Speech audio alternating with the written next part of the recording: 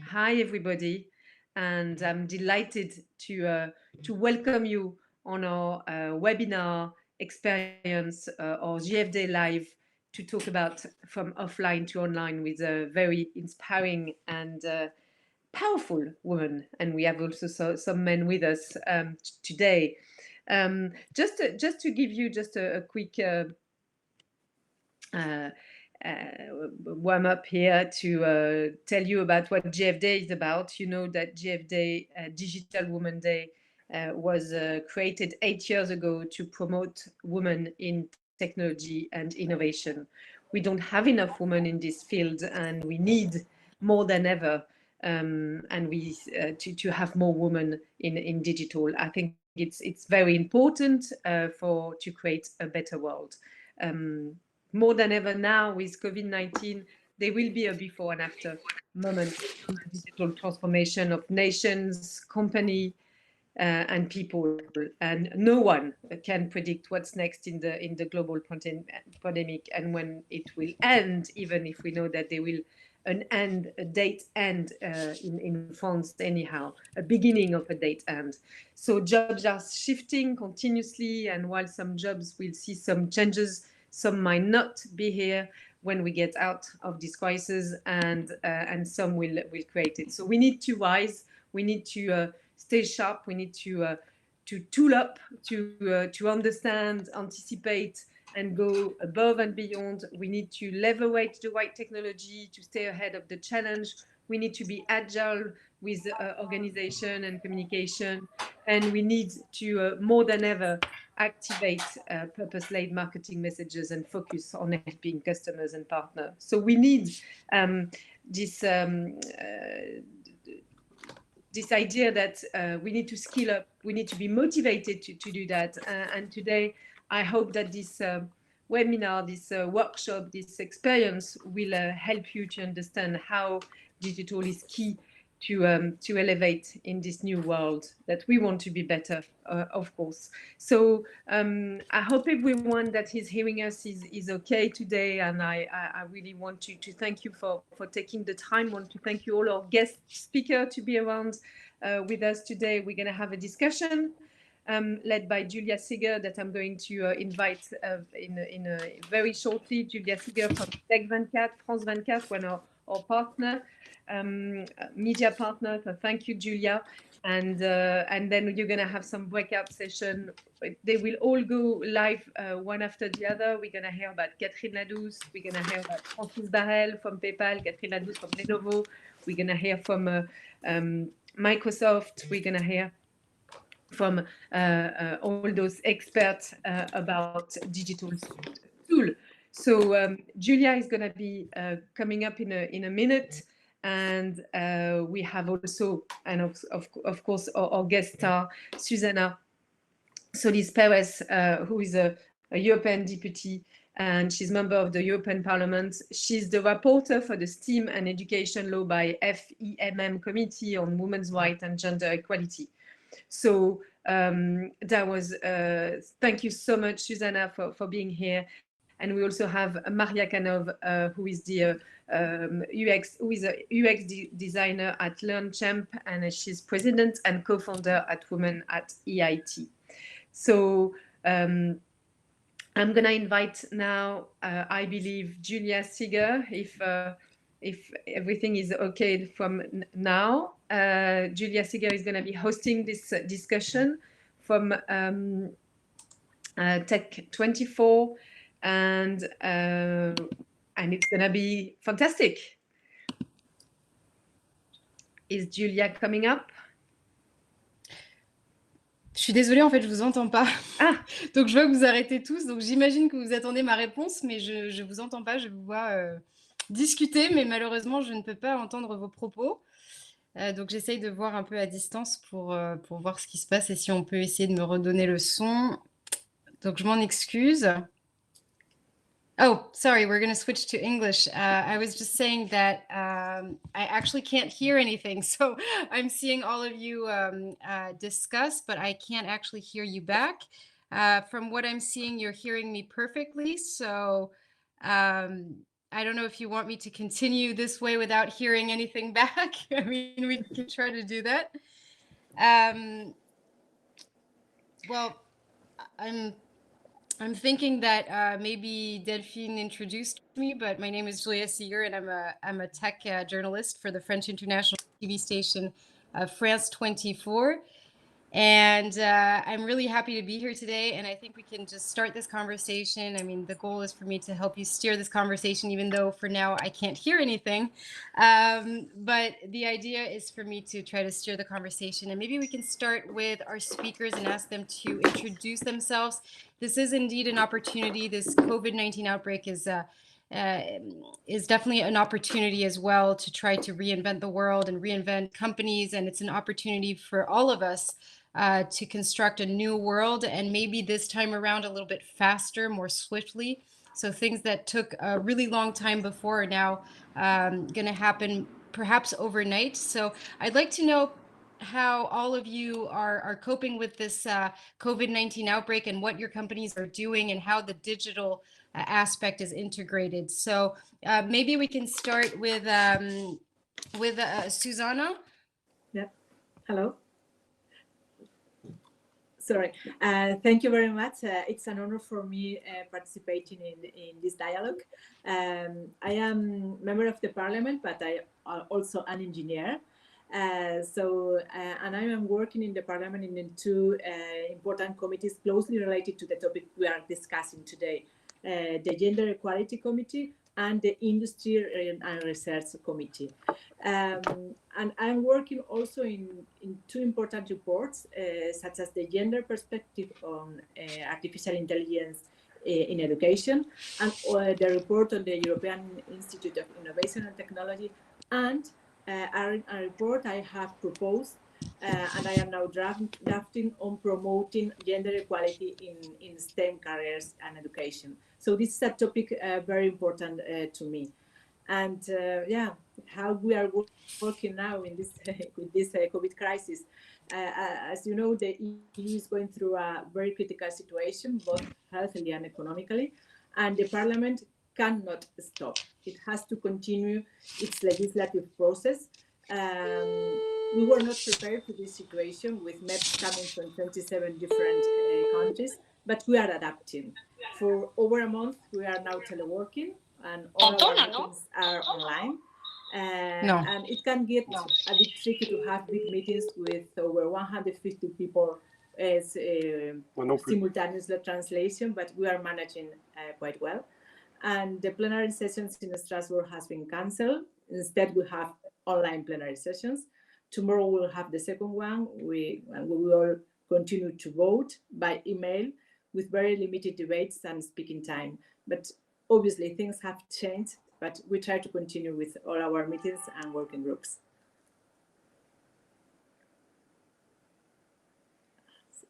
I don't know if you can hear me, sorry. Yes, we can, Okay. Susanna. Julia, can you put your mic on? I think we have your mic off. That's why maybe you can't hear. Oh, here we go. So I'm trying to figure out what's happening with, just by watching you. This is actually a very interesting game for me. I'm sure the conversation is really interesting. I'm really sorry I can't hear, but maybe we can, thank you for that, Susanna. And maybe Catherine Ladouce, you're actually the executive director of the communications department at Lenovo. So maybe tell us a little bit about what's happening in your company. So Catherine's not here yet. So maybe Francis. Can you hear me well? Yes. Okay, great. Because I could hear Delphine and I can hear you, Julia, but I couldn't hear Suzanne at all. So that's the joy of live communication and technology. So I'm the general manager for PayPal France. I've been at PayPal for 7 years. I'm very honored to be among very impressive women today, and to be the only man today. So PayPal is an incredible company because even though it's a tech company based in the Silicon Valley, we are trying to be at the forefront of a lot of diversity and inclusion themes. And that's why we're probably the tech company with the highest percentage of women among our ranks. We have 43% women in our in the overall employees, about 24,000 people. But 43% could hide the truth, which would be that we would have only women in certain categories, which is fortunately not the case at PayPal, because we have almost the same parity for the board of directors. We have the same parity for very senior leaders, and also in some of the tech industry as well. So tech departments like developers and product management as well. So I'm very proud to represent such a modern company. And in terms of how we're facing the crisis right now, having a diverse and inclusive company makes us very aware of what our customers and our employees are facing every day. So we are one of the first companies, obviously, to decide to work from home, but also to help our customers face some very, very difficult situations by offering some of our services for free, and also offering additional services that were implemented very, very quickly. So we're trying to do our best to face this crisis head on, and to come out of it stronger for our customers and for our employees.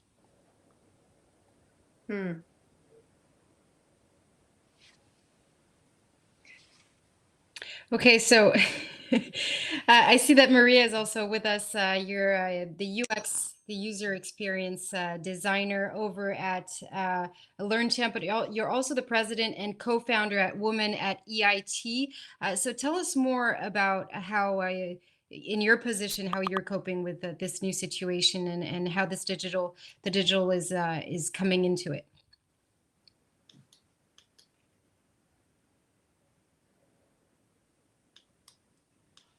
Can you hear me now? Yes, we can. Okay. I was muted, that's why. Yes, thank you for the introduction. As you already mentioned, yes, I work full-time as a UX designer. And next to that, I still do on a voluntary basis lead this women network, Women at EIT. I will still focus on the latter part because I think that's more interesting to the topic today. And so we are a female network of the European Institute of Innovation and Technology. And to be honest, there's not so much difference in the way we handle things, as we are a European-wide network. So we usually connect remotely anyway, at least the board members. We're located in various locations across Europe and just communicate over calls. The only challenge that we have right now is that we focus on having live events like workshops, technical workshops, and leadership events, which we cannot do right now, but we are looking into options of having them in a different, slightly alternated format via webinar as well.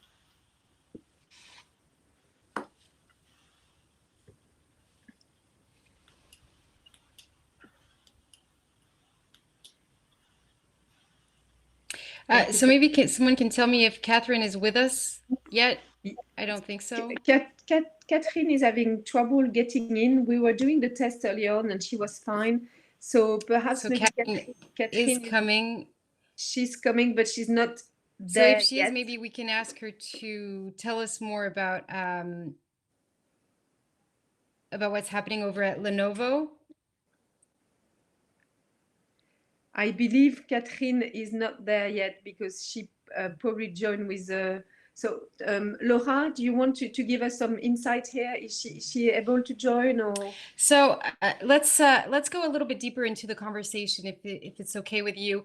I'd like to know in a little bit more details how companies, individuals, and governments, because you all represent different parts of our society, how we can all make sure that this time around we can try to construct a society where we don't forget 52% of our population, and how we can make this crisis really an opportunity to build a better, a more inclusive world, and what shouldn't we lose in what we've already been able to do so far as well. So I'm going to ask that question to Susanna. Yeah, thank you. Yes, as you mentioned, a crisis can become an opportunity for major changes. We now have to rely on technology more than ever, and I believe many things will not go back to how they used to be there. This crisis has accelerated the digital transformation of our work and lives in many ways, and demonstrated that the need for robust digital and infrastructures and capacities. I think digital transformation is a reality. It is happening fast, but it will never be as slow as today. And we need to be ready for it. For me, the critical issue is education. The main change has to be in education, because 40% of today's children will work tomorrow in jobs that don't exist. And many of the current jobs will suffer huge transformation that will require an enormous effort in upskilling, in reskilling, which is especially important for all the older generations. So I know education is a competence of the member states, but from the European Union, we have to make sure that appropriate policies are implemented and that we invest in education. If we don't invest in constant education and in changing the curricula of primary and secondary education, as well as in university, we will lose one of the biggest assets we have in Europe. That is our human capital. So for me, it's critical policymakers focus on education. Now, so you were just talking about education. I know, Delphine, that it's something that's very close to your heart, being able to have, more women choose perhaps, STEM and scientific and tech. So what's your take on this? Yes. Well, I always remember this phrase from Sir Robinson, who used to say, if we want to change the world, we need to start by changing education. We need more women in STEM. That's a fact. I mean, we are below 28% all around the world. So I think we need to take that in few different ways. One is we need more role model, definitely for other women to. And here is another role model joining us now, Catherine. Hi. Yes, I am here. Sorry, I had some. No, that's fine. That's fine. I am back. That's fine. We need more role model to give more women this idea and this desire to join this wonderful technology world. And I'd like to welcome Catherine. Yes. Thank you for joining us. Yeah, thank you, Catherine, for joining us. And as Francis was saying, a lot of large companies at this time of crisis are still supporting clients, partners, entrepreneurs. And I really want to thank Francis and PayPal and all of you here for their strong support here, because without the support that we can get from large enterprise, we wouldn't be able to cope with this crisis. So a real warm thank you for that, and for showing this importance that we need to be together in this willingness to change the amount of women in this environment. It's so important. And Simone de Beauvoir was saying you have to be very careful throughout your life, all the women, because it will need only a crisis, an economic crisis, a religious crisis, or a political crisis, and we can add a sanitary crisis for the women's rights to be changed and to be fragilized. And we need to be really aware of that. And I think it's very important. And as you say, Julia, it's an opportunity for us to show that digital is a great solution. And because of digital and because of the network, we're still able to social talk and to be together, and for the economy to still a little bit carry on. And so I think that's important to have more role model for women to really want to be part of this world. Catherine, welcome to the panel. Yeah, thank you. We were just asking the question, you know, this COVID-19 outbreak is changing the world in a very radical manner. We all have to change our ways in a very swift manner, and this can actually be an opportunity. What actually took a long time, decades sometimes, to implement will perhaps be now implemented overnight. So I just wanted to have your opinion on how companies and because you're working at Lenovo as the director of communications, I was wondering how companies can really take advantage of this crisis to really change their DNA, and while not, you know, forgetting what they've already achieved. Yeah, thank you for the question. And sorry again to have this issue. I think, you know, but I don't know if it's changing the DNA, because sometimes, you know, well, as a company have, you know, very strong DNA, culture and purpose. It's more to go back to the what is a priority, to go back to the key value.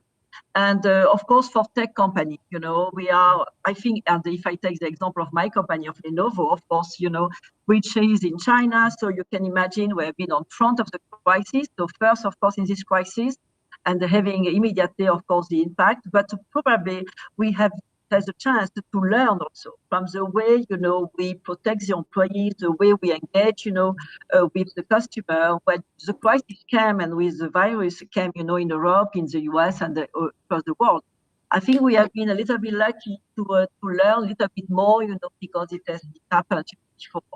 But I think what is essential, and what I see, is that a lot of positive things. You know, the fact that we have a lot of creativity, we invent, you know, the way we are working, we interconnect, you know, every time for working, of course, but also for I would say relationship and training and so on. I just had right now training on a positive mindset with 800 people across the world in Lenovo to really learn about how to survive and how to continue to motivate the team across, you know, despite this difficult situation. So there is a lot of positive things, and I'm sure this will not be forgotten, you know, in the future. But also, what I would like to highlight as a tech, I would say, company, is that we see how important is the digital gap. And you know, right now, you know, we need to have, of course, we need absolutely to have all the IT equipment to work, you know, work at home, to continue to live. And unfortunately, we are all well equipped right now. But you know, here, you know, in our company, in our enterprise, you know, when we have a good job, but you see the difficulty, you know, that are facing a lot of people. And I think most of the company are taking, I will say this, of course, see, you know, the digital. We can influence, and of course, you know, it's not only making business, but also find a way to make sure that we can give access to, you know, to everybody, you know, to the technology. That was, I think, one of the priority for us, of course, with the Lenovo Foundation. But, you know, beyond, you know, what happens in Lenovo, I think it's more, you know, for all the company, we are working in technology, the world will be different, because we have seen the importance of technology, but we have seen also all the digital gap and the impact also for the people who doesn't have, you know, this.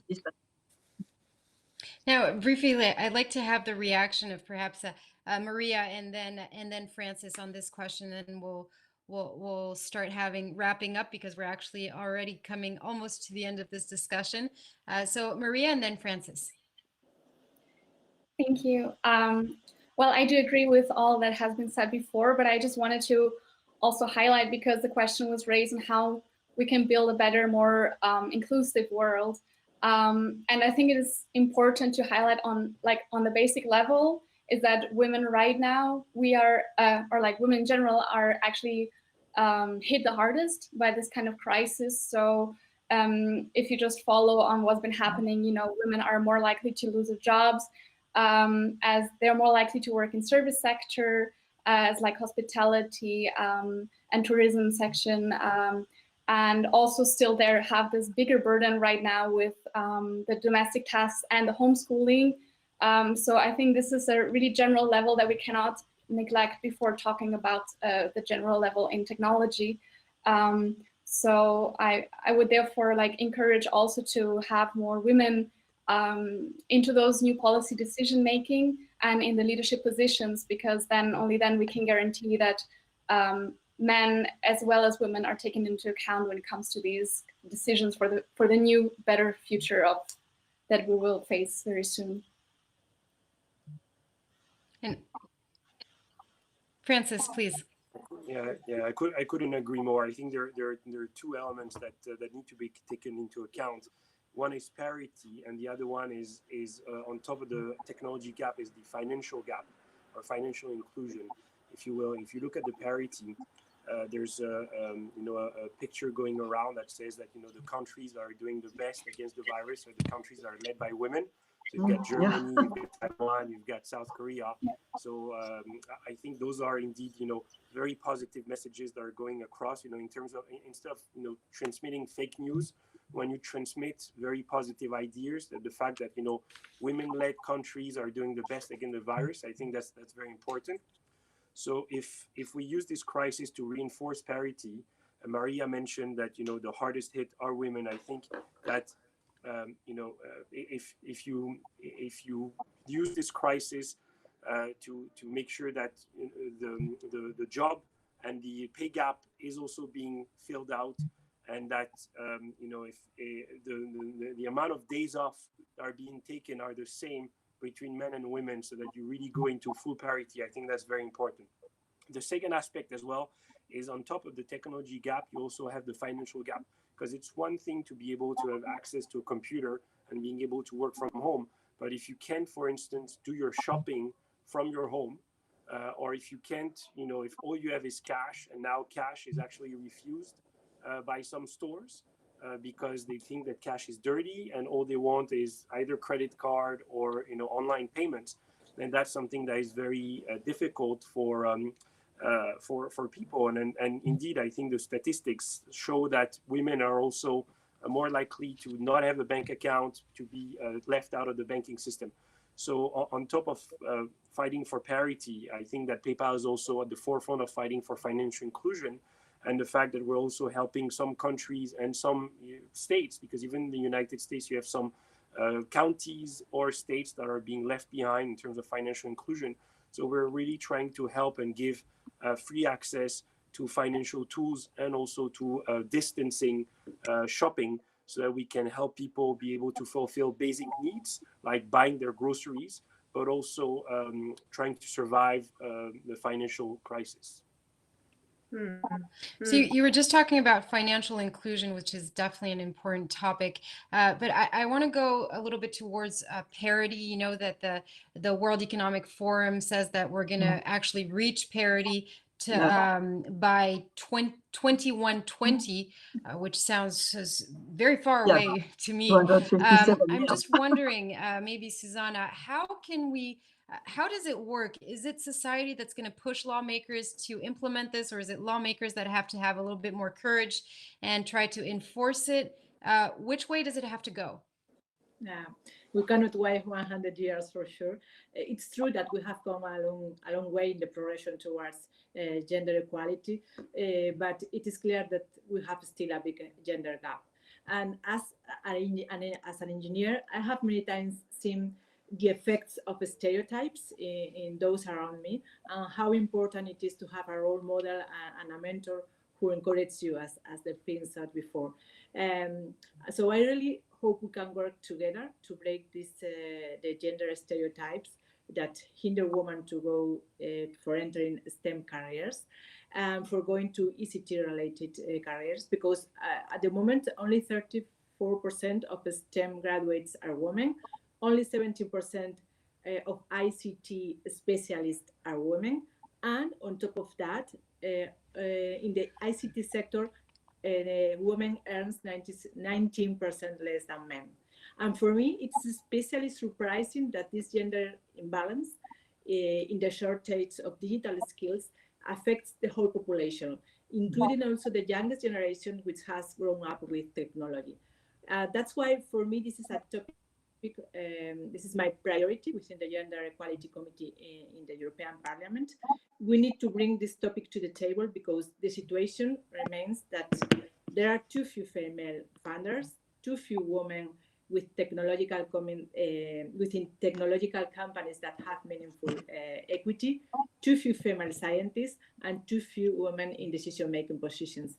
And if we want to achieve parity, we really have to work on reshaping the world that we live in. And we as policymakers have to focus and understand that this is not just a matter of rights, it is also an economic matter. STEM-related professions are the future, and if half of the population in Europe is left behind, we will miss talent, we will miss vision, we will miss resources and wealth. So we need to take action. Now, Susanna, I think that it makes a beautiful transition. You were just talking about role models, and I definitely think it's important for girls to see role models to very quickly, early on in life, to understand that what is possible. And I think that's something that Delphine can also talk about, because the JFD definitely sheds light on all these amazing women who are doing such great work. How important are role models? And perhaps after that, I think we're getting at the end of this conversation, we can maybe have closing statements from all of you. Yes, definitely, Julia, and thank you for everyone for all your insights. I think, gender equality in the digital world, as elsewhere, there is no fatality.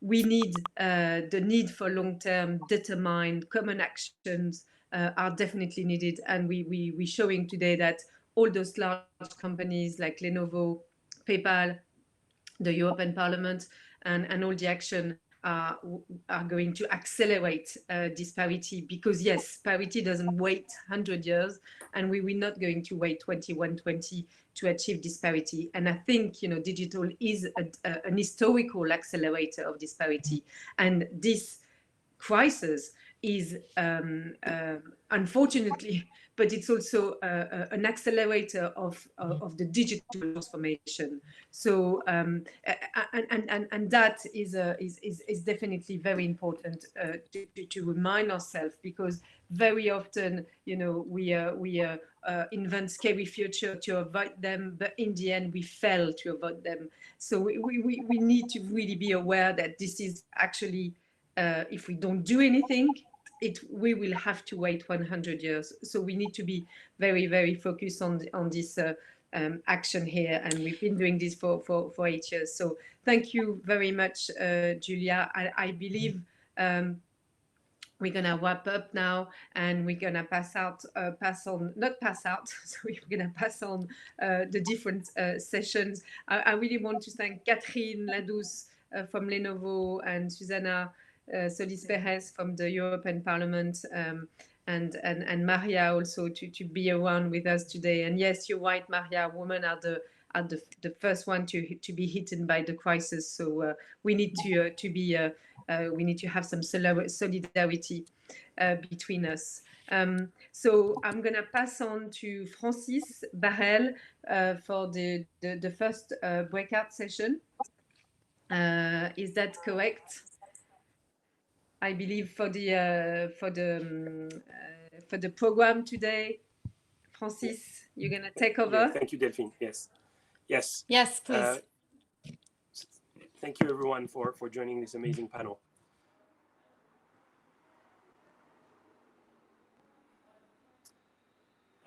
So hi, everyone. This is the first digital webinar that I do. Working at PayPal, you would expect that I should be able to get used to this by now. But not being able to see the reaction or the questions is something a little bit frustrating, but I'll try to do my best. So I've prepared something. I'll try to share it with you in a moment, but I wanted to share 3 trends that we are discovering right now through this crisis that are impacting, obviously, online security. The first trend is that obviously a lot of people are using online services right now. Not just PayPal, obviously, but every other online services to do their shopping. So it's increasing the pressure on a lot of services, including, Livestorm and other digital conferencing services. But so that's the first trend. I'll get back to that.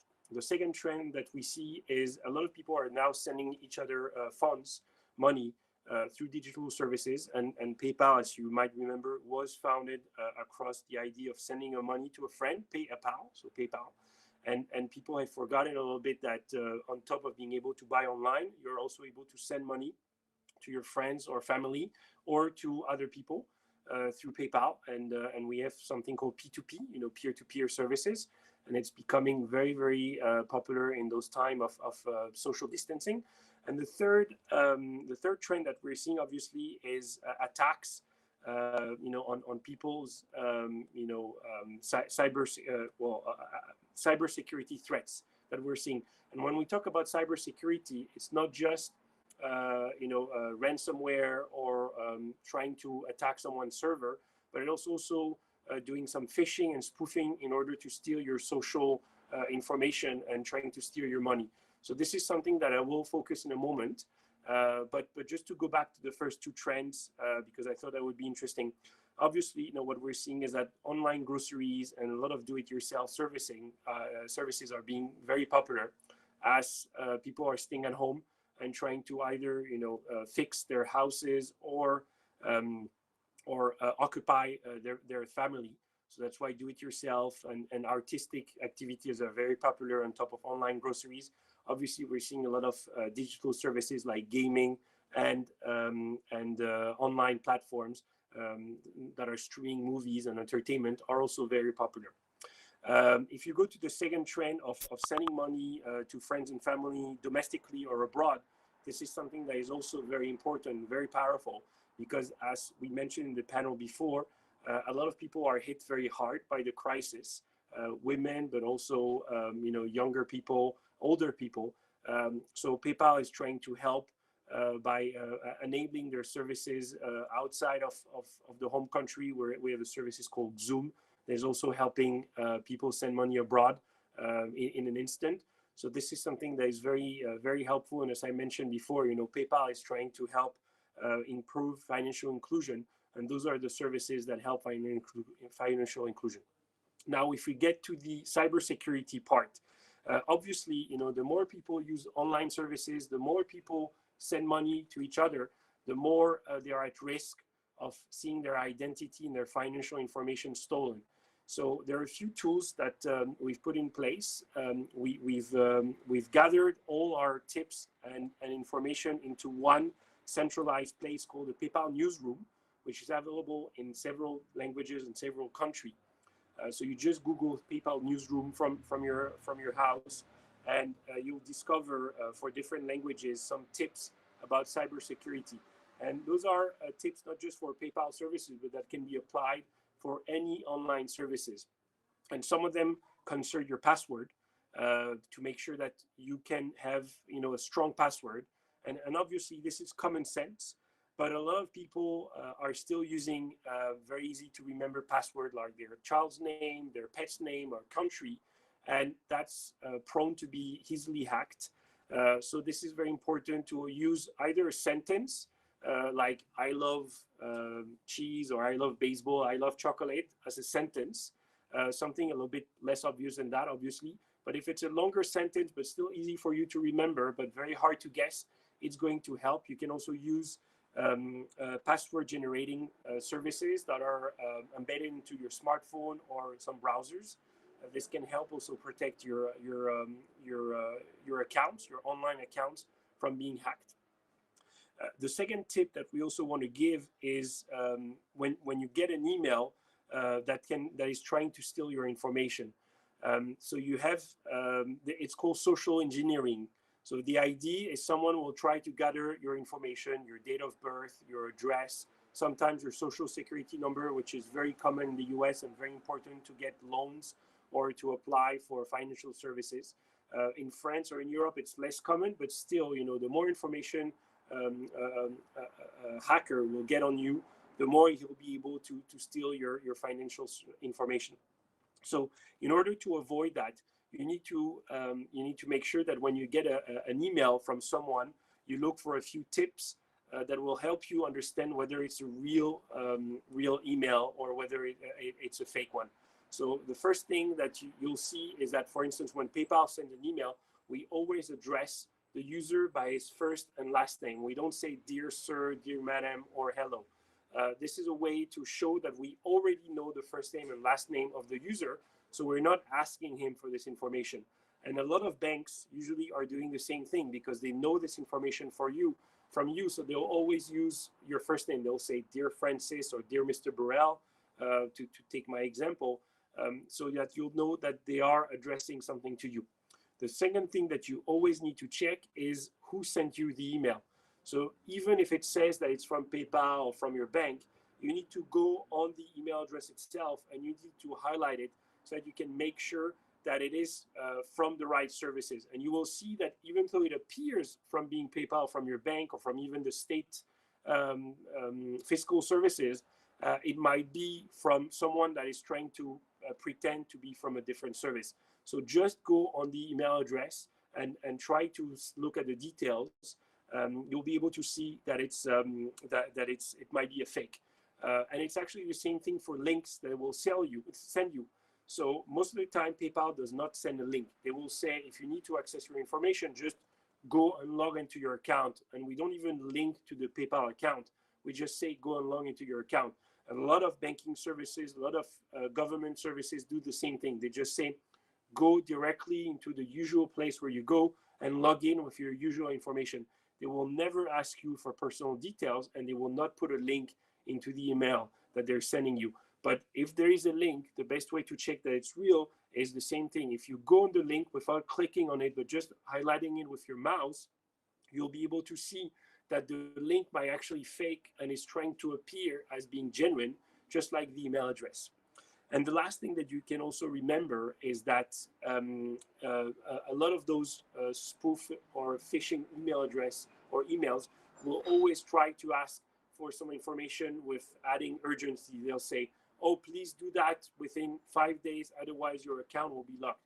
Or "Please do that within 5 days, otherwise you will lose some money, or we'll fine you, or you will get a ticket," or something like that. So a lot of those fake emails are trying to add urgency to their text so that they can force you into reading very quickly the information in the email and not reading that there are some mistakes, not thinking that it's genuine, and trying to force you to click on the link very quickly. But usually, if there's an issue with an email, or if the email is highlighting an issue, and for instance for PayPal, you can just contact our services directly through the phone, for instance, and ask them about the information in the email, and they'll probably confirm that it's fake.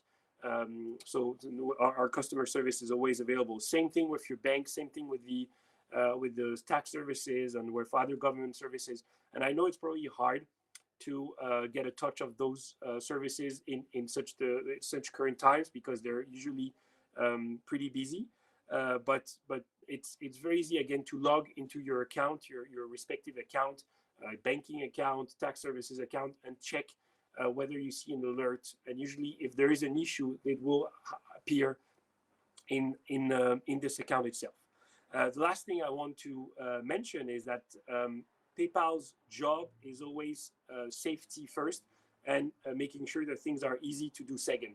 And we always try to balance safety and security with ease of use, but safety comes first. And when we talk about safety, to us it means two things. It means trying to protect your financial information, so trying to make sure that no one steals your credit card number, your bank account number, or any other financial information. But the second thing as well is to ensure that the transaction is safe. So if for any reason you received an email and you thought it was from PayPal, and you clicked on it and someone was able to access your PayPal funds and stole some money from you, then PayPal will refund you, because that's what we mean by being safe and keeping our customers safe. It's what we call an unauthorized transaction, and there are various ways to report unauthorized transactions from your PayPal account. So you just log into paypal.com. You don't click on a link. You just go directly into paypal.com, and you can access this information. And that's how we protect our customers, whether it is during this crisis or whether it's also during more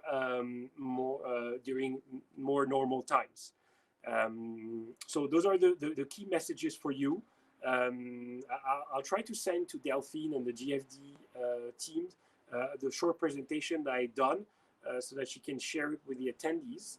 I don't know if we have a way to take any questions.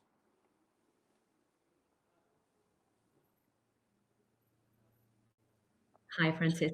We're not going to take any questions right now, Okay. as we have a lot of people who are connected on several different platforms. So thank you very much. This was really, truly super important. What other great opportunity than to create an online business like this one, right? So your tips are very important, and we're gonna send them over in our replay, and maybe if we have any other questions, we can take them over Twitter, because I know you're really active on the Twitter account too. Thank you so much again for your inputs, and we're gonna go on our next workshop. So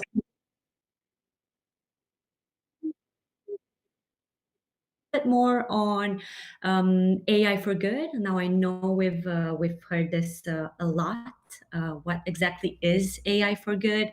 I think it starts somewhere an AI for all by all. So I will leave the floor for yourself. You can continue on this. I am just one click away if you need anything. Hey, hello. Thank you for having me. So I'm gonna share my screen, so you'll be able to see my presentation.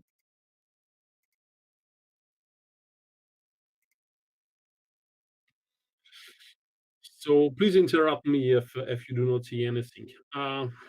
First, I want to start by asking a simple question. Why are we talking about artificial intelligence right now? If you look in, for example, in Wikipedia, it's quite old technology. It started in the late 50s. And it's also in production. For example, in France, in La Poste, in the late 90s, they're using, recognition, character recognition. When you write on the letter, they can recognize the numbers that you write and the zip code, and they automatically wrote the envelope. So why are we talking so much about artificial intelligence right now? And it's because of the fact that we are now at a moment where we see an acceleration in terms of use case because of three factors that are happening at the same time. The first one is the compute power that we have now with the cloud computing, the amount of data that we have, that we generate, that we can use, and of course, the algorithm. And even if it's an old technology, AI, since the past 10 years, there have been a lot of progress in algorithms. So having those three, elements happening at the same time, we see a lot of use case accelerating. So of course, when we talk about AI, we see use case related to, our business transformation and digital transformation. Should it be on how to predict some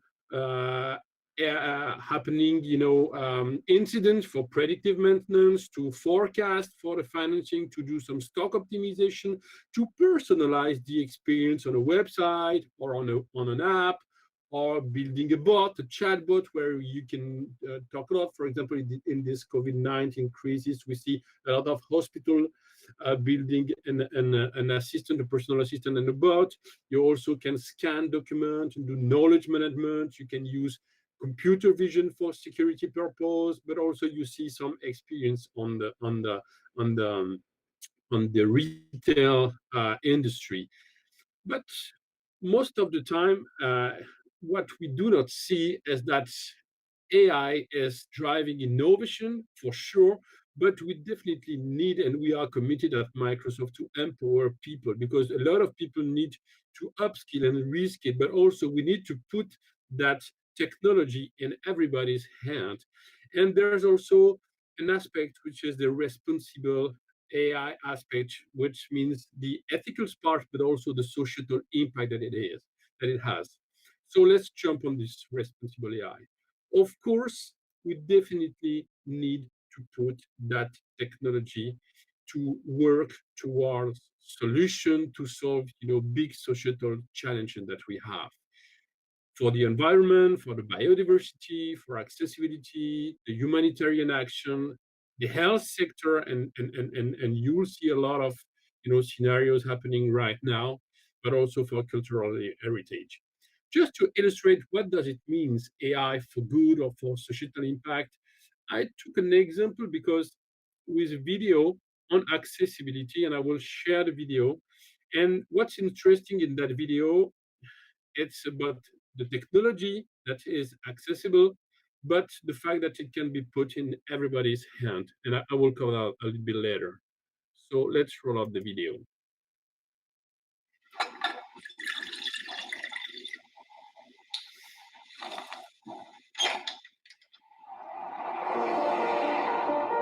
I'm Saqib Sheikh.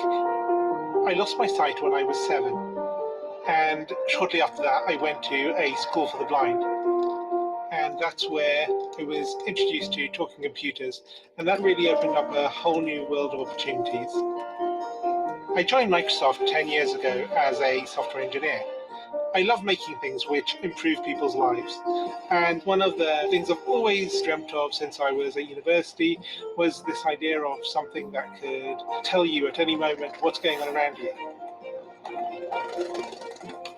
I think it's a man jumping in the air doing a trick on a skateboard. I teamed up with like-minded engineers to make an app which lets you know who and what is around you. It's based on top of the Microsoft Intelligence APIs, which makes it so much easier to make this kind of thing. The app runs on smartphones, but also on the Pivot Head smart glasses. When you're talking to a bigger group, sometimes you can talk and there's no response, and you think, is everyone listening really well, or are they half asleep? And you never know. I see two faces, 40-year-old man with a beard looking surprised, 20-year-old woman looking happy. The app can describe the general age and gender of the people around me and what their emotions are, which is incredible. One of the things that's most useful about the app is the ability to read out text. Hello, good afternoon. Here's your menu. Great, thank you. I can use the app on my phone to take a picture of the menu, and it's going to guide me on how to take that correct photo. Move camera to the bottom right and away from the document. And then it'll recognize the text. Read me the headings. I see appetizers, salads, paninis, pizzas, pastas. Years ago, this was science fiction. I never thought it would be something that you could actually do, but artificial intelligence is improving at an ever faster rate, and I'm really excited to see where we can take this. As engineers, we're always standing on the shoulders of giants, building on top of what went before, and in this case, we've taken years of research from Microsoft Research to pull this off. I think it's a young girl throwing an orange frisbee in the park. For me, it's about taking that far-off dream and building it one step at a time. I think this is just the beginning. So what's interesting in that video, of course, is the use case. But that video is 2016. And the other thing interesting is that it's about a developer. So we're not talking about data scientists. We're talking about someone that can use, application API already developed to build an interesting scenario for accessibility. But what's really interesting is not today. This scenario exists in each and every phone that you have. It's an application, a free-to-use application called Seeing AI that you can download. What's interesting in that scenario is that we can empower every person to access to that scenario. But also, if you are a simple developer, you can develop and use this API to build new scenarios. So that leads me to the next step on responsible AI, is using data. When you develop AI, of course, you're using data. You need to have some principle in mind. Those principles, you see 6 principles here, and I want to jump in on one of them, which is fairness. Fairness is one of the most common one when you talk about AI. For example, if I take the salary from the man and the salary from the female on the same job. I put that in an algorithm and I said, hey, I've got a predictive model to identify the salary for a new candidate. Of course, it will work, but it will replicate a bias that we have in our society. The data are good, but the data are biased. And what we see is that even if it's not our intent, our data, our behavior are biased. If you look at this first research newspaper, what it has highlighted is that even in a common text, the word related to computer programmer are more related to man, and the word related to to everything household homemaker is more related to woman. And if you train an application, for example, face app application, you train an application and you build, it's like a Snapchat application, and you build filters. You can be old, you can become a woman. If you want to become sexy, the hot filter, you become white if you have a skin which is not white. Why? Because the algorithm was trained with data of white people. This is how you can build a use case interesting. But if you do not manage to have non-biased data, you do not have any fairness. And also, when you build, some AI, you also need to be responsible and to program in the right direction. And that's a cultural challenge also. Maybe you're familiar with the trolley dilemma. If I had to program an autonomous vehicle, in that dilemma, if you need to brake or if you need to move the vehicle, should it crash on the woman, on the children, or save the baby, the old guys? And if you look at the survey that has been done on millions of people, and if you can compare the different results from different countries, it depends on your culture. My point is that on ethics, it's fairness, inclusiveness needs to have diverse people. You definitely need to have diverse people to program, and of course, taking into consideration the data. But the more diverse is the team, the more diverse and the less bias you will have in the solution that you will bring. That leads us to skills. Because if we want to have diverse people and more people leveraging, using, being empowered with artificial intelligence, we need to have skills. Of course, AI will have an impact on all the everyday job. Some people think that AI can replace job, and most of the time when we talk about replacement, for example, we said, hey, AI has better result than a radiologist, but we are not comparing apple to apple. We are comparing an algorithm that has been trained with 10,000 radiologist experience to only one man. And the thing that we do not say is that if we give the tool to the radiologist, that you will have a result that no machine on earth will be able to achieve. And of course, what we do not say is that there is, and we can see that for sure in nowadays, that there are a lot of jobs, of skills that will never be replaced by AI and by algorithm.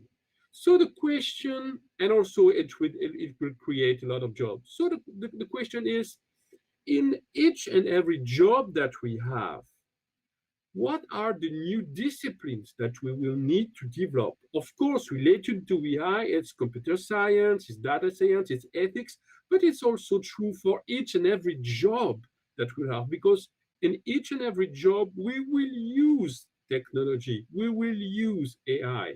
But that's also a question on what kind of new soft skills that we will need to develop, because AI will amplify human ingenuity. That means that our creativity, our intelligence, our empathy, we will need to work on that, because that will not be replaced by any computer, any algorithm. we definitely need to start by driving awareness on kids. And when I mean on kids, it means we need to start to address kids, and in particular, young children. And I have a daughter, and we need to address that and make them understand that there's a great opportunity with computer science for women, for male, for female. But if also look at the technical skills that we will need, we definitely have an opportunity to create new jobs. This is what we have done with Simplon, creating an AI school with 80% of women for the second promotion. Those persons were interested in jumping and seizing a new opportunity. They come from different horizons. They had no diploma, and it was not an entry point, and they were able to become in 19 months the AI developers, and to be new scenario that we have seen, for example, on accessibility.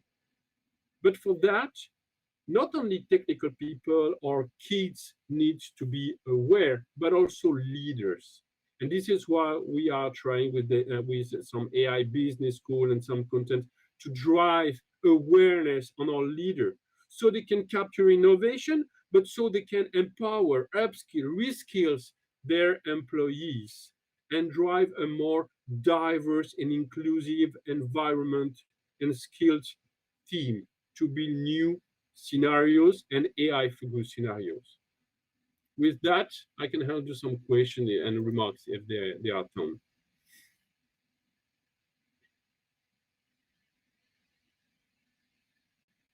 Henrik, thank you so much. This was really incredible. I loved the overview of everything that AI can bring to us. There's a lot of people that are very afraid that AI will wipe their jobs away, and I really liked how you highlight the fact that we actually need to be to put more emphasis on our soft skills, that they're ours and they cannot be doubled down or doubled up by AI. So thank you so much for your message also, that we need to bring more kids into computer science and AI, and also our leaders. That's a really, really important message. We will share all the amazing programs and at the School of AI and everything that Microsoft is doing for us also. I know I'm following one of your programs, so thank you so much. Without any further ado, I would like to continue to our next workshop. So again, Henrik and Microsoft, thank you so much for your time and all this wonderful insights. I would like now for us to go to a more specific transformation. I know we talk a lot about digital transformation. What our next guest will talk about is an intelligent transformation that keeps at the heart diversity and inclusion. So Catherine Ladouce will join me in 2 seconds. Thank you so much, Catherine, for being here. I hope Maureen will also connect too. I will put on the presentation. Okay, good. Thank you. And so we can go ahead and get started. I will just see in 2 seconds if Maureen is still not online. I suggest we Okay, I can start and you can check with Marine direct.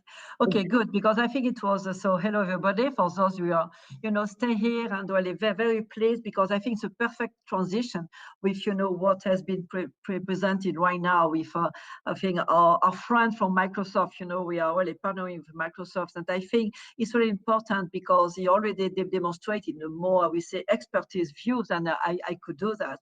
How, it is important for the tech company to consider that diversity and inclusion, it has a core strategy. It's not only a priority, it's not a corporate social responsibility, I will say focus. It is really absolutely imperative for the company and the tech company to take into account what is, what means diversity and inclusion. And I think with the presentation which has been made, when we say there is 80 billion, connected device, by 2040, and you see anyway right now, the crisis, how many devices we are using. you can imagine that if we don't have the data, the diverse data, if we don't build, all this solution, all this technology to make sure that, of course, this technology is accessible to everybody, but at the same time, all the responsibility of the technology leader is to design, this solution, to design the technology is the most, I would say, diverse way. And I give, so it's a reason that in Lenovo we speak about intelligent transformation, because as a leader at worldwide level, in a company, we design the different, solutions, the different, device that you are using to work, you are using to learn, to also to consume, a lot of things, and I think it's very important that these solutions and the device that you are designing are really built on this idea of the inclusion.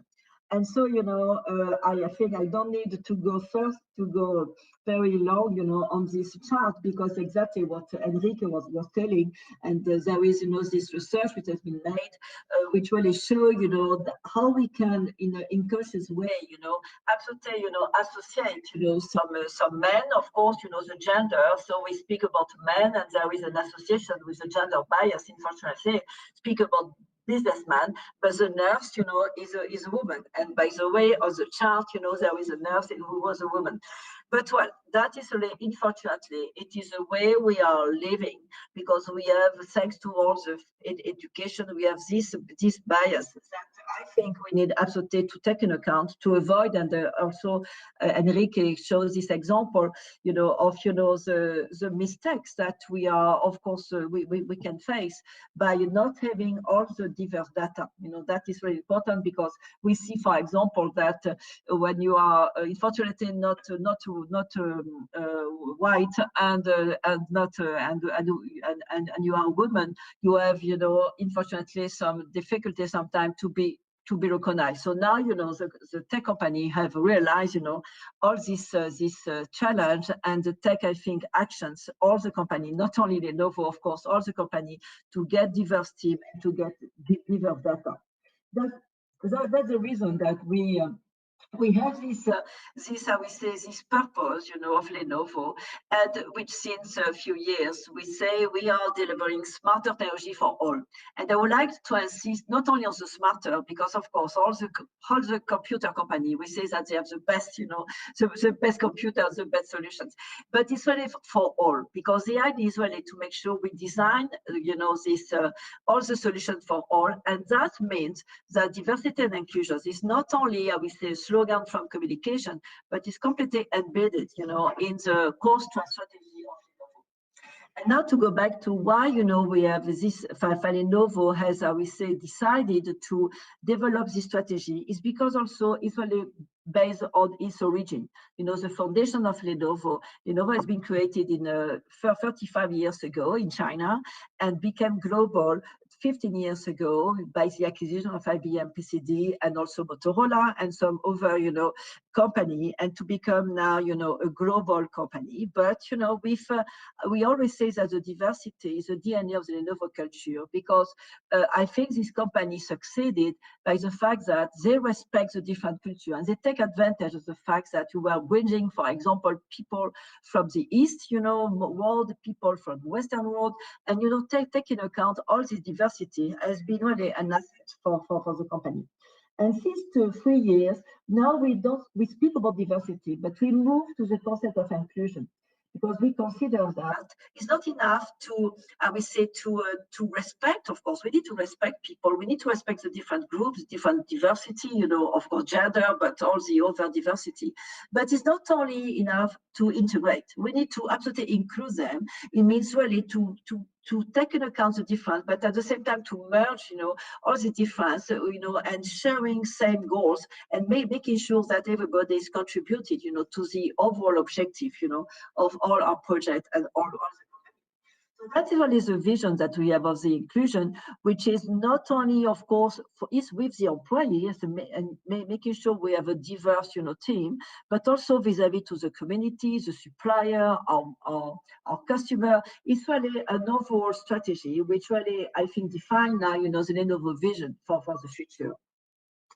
So we created 2 years ago a board. I am part of the D&I Diversity and Inclusion Board, and we have a setup of a system, HR process, manager training, really to create accountability. Because if you don't have this accountability at each step, of the company, from the management until the employee, you can't really consider that your company is really focused on diversity and inclusion.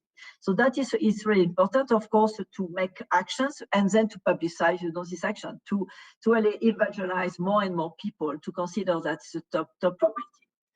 So we have a report, and first time that 2 years ago we published a report, a D&I report, and of course to highlight, the difference, because we are quite proud of the diversity that we have in the company, and also of course with one focus. We have different focus on diversity, but one is gender, and it's really which is the reason why we are partnering with the Journée de la Femme Digitale, the JFD, is because we consider that we don't have enough women in tech industry. We don't have enough women even in Lenovo. We have now, 36.2, which is not bad, but we have less than 20% of executive.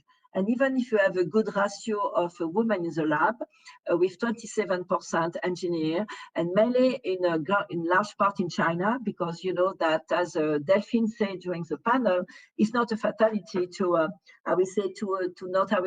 having girls and women interested by tech and by STEM, because if you go in some country as a China or India, you see much more women interested by this career. So it's really a main goal for us to ensure that we of course build an inclusive culture and environment, but also we close the gender gap, And this is the reason that we focus on women. So I will go quite fast. You can find, the slide, I think, later, because it's really important to say why, of course, we focus on women, because, of course, we consider that there is absolutely an impact, from performance point of view. And also, which is, I like, this study, which is done by Claudine Schmuck, gender scan, because there is an impact on the well-being and also, on the morale of the employee. And that is really important, because now to attract new talent, they want to come in a company which is also inclusive, and if you develop programs, which are promoting diversity and inclusion, you will attract more talent, I am sure. So, of course, it's a challenge. It has been also covered, during the panel. The figures are, the figures that we have, we know that, for example, in artificial intelligence, only 20% of women, and of course, it's really key priority when we see, all the importance of artificial intelligence. If, the women are not part of this, this transformation, we will really be completely behind. So there is a lot of initiative in France in particular, with the recommendation made by the Chiara Corazza, for example, at the Women's Forum. But, not only in France, I think it's a challenge for all the society, and which is important is to see what we do as a company. So us, of course, we have a different programs that we are supporting from the foundation to encourage the girls, to select STEM. We also fight against the stereotype and the sexism, and that is very important, because in a male-dominated industry, sexism is very important, unfortunately, and we need to be careful on that. And so it's important to train, the manager, to train everybody. And we have also the networking, because that is really important, to have a women network. And last but not least, of course, the role model. And we are speaking about the role model. It's very important to publicize also the role model of the company. And of course, the CEO commitment and KPI, And so this, okay, I will go because I think you can see with more details what is, the critical success or factor. And if you don't have your CEO who is not committed for diversity, I think, it will be more difficult, for everybody. So we have the chance for us, to have a very strong commitment from the CEO, which help all the team to activate and to act, at local level. So just after the acquisition, 2 years after of IBM, so we created the Women Network. I created this Women Network, which is Women in Novo Leadership, and with the main objective to attract really women, to say to also publicly, we want to have more women in Lenovo, and we want to develop, this female talent, because we need absolutely this balance, the gender balance to perform. So of course we have some KPI, we measure the progress, we consider that we don't progress enough, and we are supporting all the initiatives which are made at country level, because at the end you can have a guidance from the CEO, you can have a lot of programs from MEA, from global, but the reality is in the field at local level. And that's the reason that I am pleased to give the floor to Marine Raberin. Hope she's connected.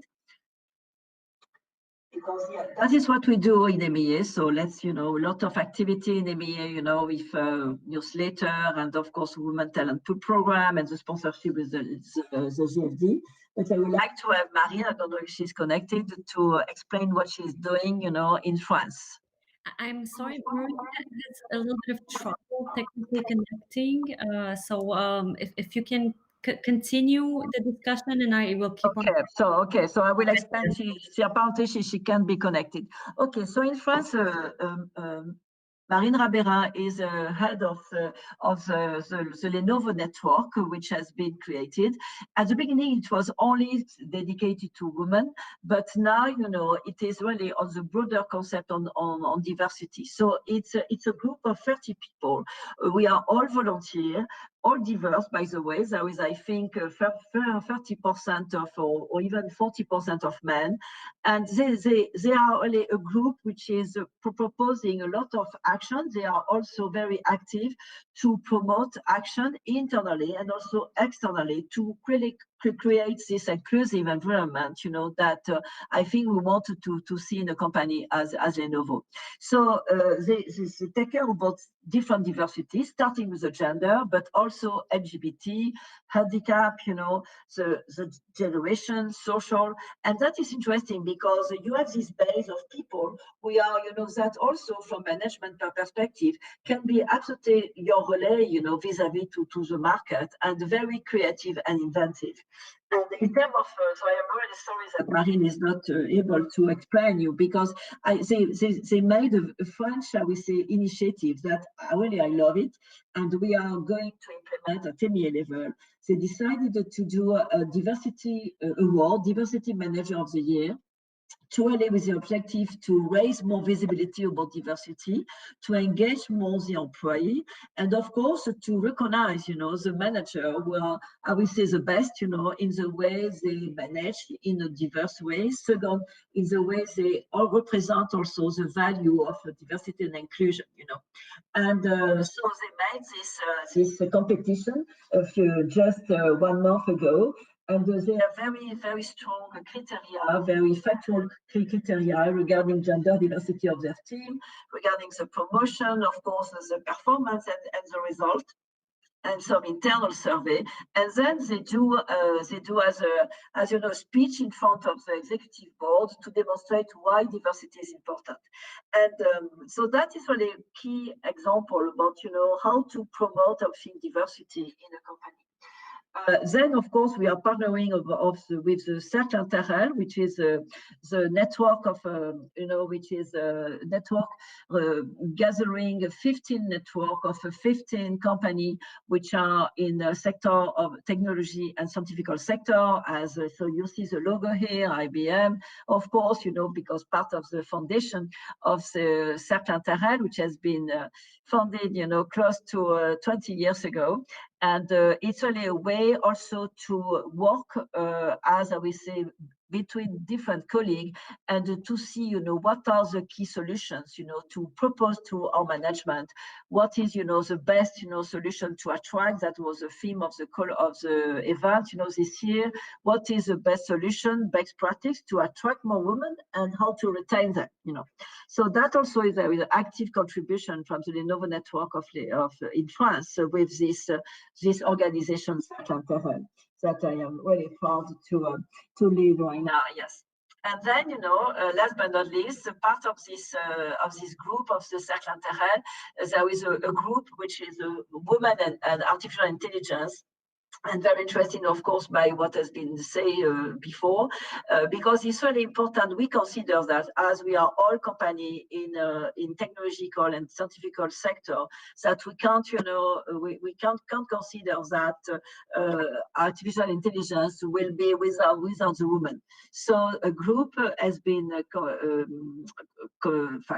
gathered with women from SAP, women from IBM, from Lenovo, and working together also with other associations to really establish, this charter, and making sure that also again, we have a toolbox, we have, the best practices, and some assessment about what needs to be done to ensure that we have the women will be part, of this.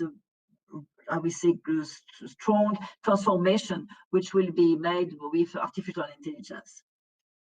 So to conclude, it's really for me and for the company, and I think all the people involved, and committed to close the gender gap and to promote diversity and inclusion. Of course, it's not only the enterprise. The enterprise can do their job, and by set up the programs as this one, having a policy which will make sure that they will hire all the diverse talent. But of course, if we have a lot of gender bias and which prevents the girls to join a company as us, we need to start very earlier from the education. And that is the reason that I think a lot of companies are, very present in the education, area to make sure that we can help, to close this gender gap. And then the society, I am fully for the quota. I was against very many years ago, but now, I think without quota, without the law, we can't progress. And we see the results with the Loi Copé-Zimmermann, with the Index d'égalité made by Muriel Pénicaud. And I think, I know now, there is some question around the idea of having a quota for the exec committee.